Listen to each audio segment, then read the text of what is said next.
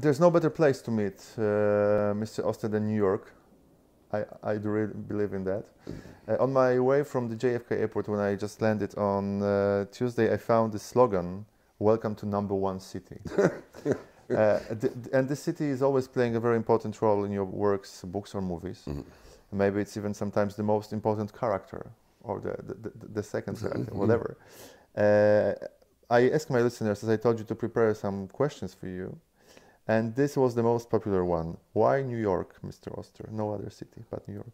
Why New York? I just happen to live here. This is my place. I suppose if I grew up in Chicago or San Francisco and were still living there, I would write about those places. But one tends to want to write about the things you know best. And this city's been part of my life from the very beginning. I didn't grow up here, but very, very close in New Jersey, within 30 minutes of the city.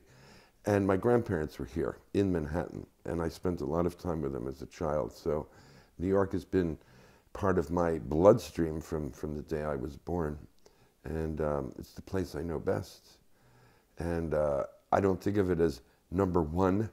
I mean, there is this kind of hyperbolic rhetoric that goes on in New York City.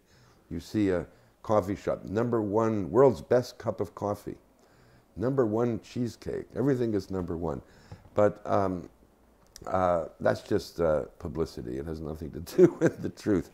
What I do find fascinating about New York, however, is that I feel it's the only city in the world now which belongs to everybody. It's not America. It's everything. It's a city in which 40% of the population was born abroad. I mean, it's a city in which every language is spoken, every religion is practiced, every race is here. And I think there's no place on earth that is as varied as New York City. And on top of all that, it's a place where, of course, we have problems, of course we have crime, of course we have racial antagonisms and even hatreds. But by and large, you know, day to day, it usually works. People usually make an effort to get along with one another and respect one another. Because if you can't have that very tolerant attitude towards the rest of humanity, you don't really belong in New York. Because this is a place of tolerance and openness. It's not Sarajevo. It's not Belfast. It's not Jerusalem. It's New York, and it's different. Okay, the other question about the place we're sitting is about Brooklyn as a whole. Why Brooklyn, not the other parts of New York City? What is the smell and the atmosphere of this district? Well, I've lived in Brooklyn now for 32 and a half years, so just about exactly half my life, and you know, a good part of my adult life. I came here in January of 1980 because I didn't have any money, and I couldn't afford to live in Manhattan anymore. It wasn't so much as a choice as a necessity. I just needed to find something cheaper. But once I got to Brooklyn, I found out that I liked it very much. And the longer I stayed, the more I wanted to stay. Brooklyn is a very big place. It has, I think, 2.7 million people just in Brooklyn alone. And again, ethnically, racially, completely mixed. And bit by bit, Brooklyn, which had always been, in a sense, made fun of by everyone in America. The Brooklyn accent is something people make fun of. Just the very notion of Brooklyn seemed ridiculous to everybody.